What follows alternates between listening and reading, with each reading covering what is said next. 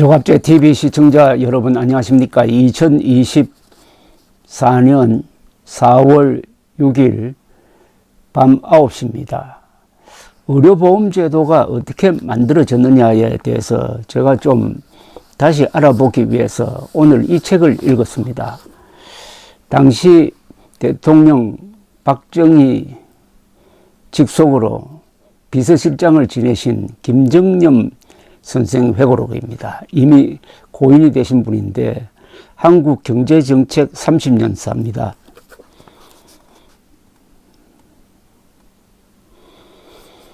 이분이 의료보험제도 도입에 아주 핵심적인 역할을 했습니다. 당시 보사부 장관은 신년학 선생인데 나중에 국무총리를 지내신 분이죠.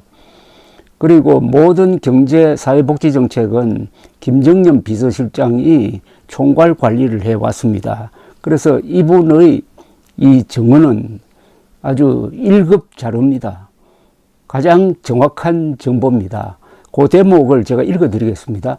1977년 7월부터 실시된 새로운 의료보험의 주요 골자는 첫째, 종래 임의 적용 규정을 강제 적용으로 개정하되 그 범위를 현실적으로 적용이 가능한 일정 규모 이상, 처음에는 500인 이상의 사업장 근로자로 하고 이를 단계적으로 확대할 수 있도록 하였다. 즉 처음 출발부터 현실적으로 했다는 겁니다. 500인 이상의 사업장에서부터 의료보험을 시작을 해가지고 점점점 확대해가는 점진적 방식을 취했다는 겁니다.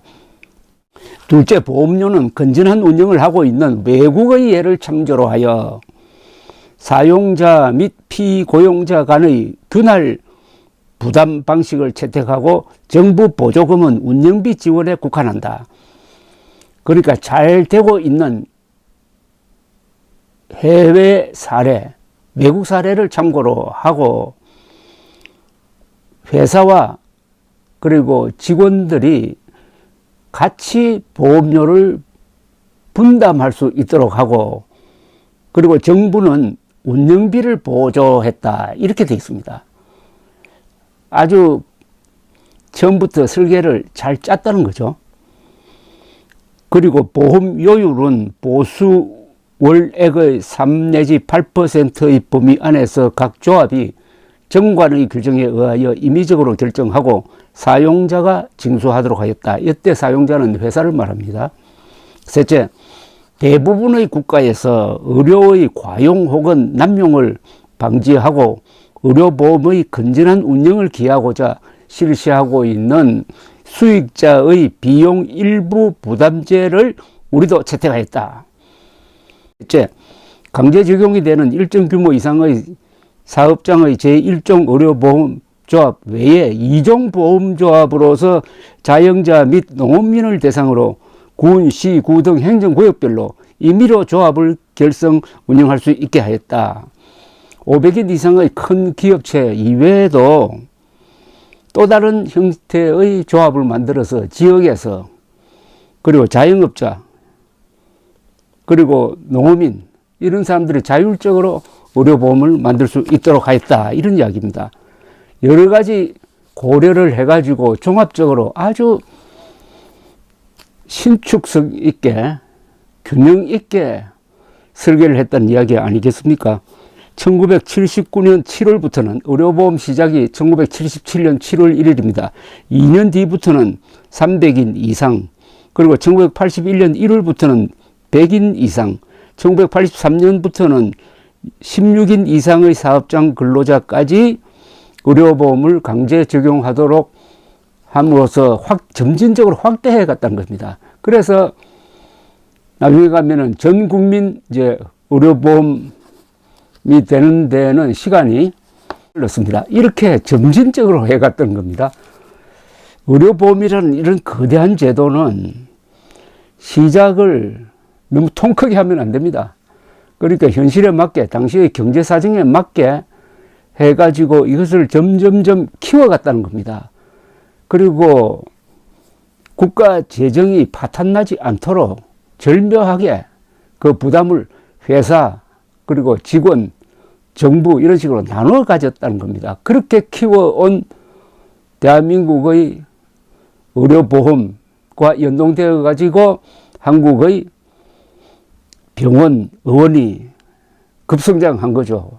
이렇게 해서 거대한 K의료라는 거대한 제도가 만들어졌습니다.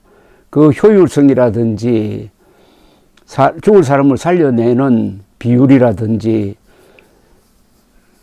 환자가 부담하는 값이 싸다든지 모든 점에서 세계 최고입니다. 이것은 바로 박정희 대통령의 리더십의 모습입니다. 박정희 대통령은 겉으로 보면 아주 군인 정신이 투철한 사람처럼 딱딱하고 경직되어 있는 것 같지만은 그 안에 그분의 인품이라든지 이 사고방식은 그렇게 유연할 수가 없었습니다. 어떤 민간인들보다도 더 시장적이었고 어떤 과학자보다도 창조적이었습니다. 이런 분이 만든 한국의 의료보험이 지금 위기에 직면해 가지고 있습니다. 그 위기의 본질은 뭐냐? 윤석열 대통령의 오만, 불통, 무능입니다.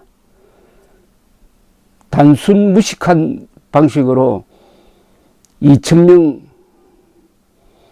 늘리기, 의과대학 정원 2,000명 늘리기를 밀어붙이다가 지금 한국의 세계 최고 수준의 의료체제가 뒤흔들리고 있습니다. 전공이 10,000명이 이탈했습니다. 그리고 휴학계, 동맹휴학하고 있는 의과대학생이 또 한 10,000명입니다. 20,000명이 벌써 이탈을 했습니다. 여기에 연동돼 가지고 5대 종합병원의 경영이 악화되고 있습니다. 한 병원당 적자가 하루에 10억씩 난다고 그럽니다. 대한민국의 5대 병원은 세계 유명한 병원 랭킹을 내면은 거의 다 50등 안에 들어오는, 그러니까 세계 최고의 병원입니다. 삼성의료원, 아산중앙병원, 성모병원, 세브란스병원, 서울대학병원, 한국 의료의 심장입니다. 이 심장이 흔들리고 있다고 하면은 한국 의료체계 전체가 흔들리고 있다는 겁니다. 윤석열 대통령이 지난 2월 초에 이른바 의료개혁 드라이브를 걸고 나서 2달밖에 되지 않았습니다. 2달밖에 되지 않았는데 그동안 40여 년 동안 아주 조심조심 차곡차곡 쌓아 올린 한국의 의료체제가 근본부터 흔들리고 있습니다. 단순 무식이라는 표현을 우리 송평인 동아일보 논설위원이 썼습니다만은 박정희 대통령의 아주 확고하면서도 유연성이 있고 조심조심 현실과 사실에 기초해 가지고 실사구시 정신으로 키워온 이 의료체제를 윤석열 대통령이 단순 무식한 방법으로 뒤흔들고 있고, 이게 이번 총선에서 바로 심판을 받는 거죠. 이번 총선은 흔히 윤석열 심판 선거로 지금 기울고 있는데 그 핵심은 윤석열의 단순 무식한 이른바 의료개혁에 대한 심판이라고 보면 됩니다. 여러분 너무 억울하지 않습니까? 위대한 지도자를 중심으로 아주 우수한 관료들이 머리를 짜내고, 그리고 장인정신이 투철한 한국의 의사들이 그게 합류하고 하면서 만들어낸 세계사적인 성취입니다. 문명 건설입니다. 이걸 단순 무식하게 무너뜨리는 사람이 국민의 힘이라고 해가지고 무조건 박수를 보내는, 그리하여 윤석열, 한동훈, 국민의힘 박수부대로 돌변한 팬클럽 보수가 한 덩어리로 이번 총선에서 심판을 받을 것입니다. 임진왜란을 다룬 김승한 선생의 7년 전쟁이라는 소설이 있습니다. 이 소설 첫 권에 이런 말을 항상 적어 놓았습니다. 지도자의 무능은 만참으로도 부족하다. 그 뜻은 무능한 지도자는 만 번이나 목을 쳐도 부족하다는 겁니다. 지도자 한 사람의 무능으로 해가지고 백성과 국민이 도탄에 빠지고 죽고 다치고 한다면은 그 책임을 지도자에게 물어야 되는데 만 번 목을 쳐도 부족하다는 겁니다. 지도자의 무능은 그것은 범죄입니다. 윤석열 대통령이 무능한 지도자 이미 이번에 의료개혁을 통해서 들통이 난 셈인데 이틀 전에 윤석열 대통령과 담판을 하고 나온 정공희 대표가 그 직후에 페이스북에 한 줄을 올렸습니다. 대한민국 의료의 미래는 없다. 대한민국 의료의 미래는 없다. 왜 그런 걸 썼을까요? 여러분, 대통령을 만나자마자 나오고 나서 페이스북에 대한민국 의료의 미래는 없다고 왜 썼을까요? 윤석열 대통령 쪽에서는 뭐 좋은 대화가 있었던 것처럼 정문 문제도 신축성 있게 이야기할 수 있는 것처럼 했는데 왜 한국 의료의 미래는 없다고 했을까요? 혹시 윤석열 대통령과 대화하면서 절벽 같은 느낌을 받은 때문일까요? 흔히 바깥에서 이야기하듯이 1시간 이야기하면 혼자서 59분 이야기한다는 그런 절망감을 느낀 걸까요? 아니면은 일방적으로 2,000명 정원안에 대해서 고집을 부리는 말을 해가지고 대화가 안 되겠다. 이 이상의 소통은 불가능하구나 하는 그런 생각을 한 걸까요? 박정희 대통령이 1977년 그러니까 47년 전입니다. 47년 전입니다.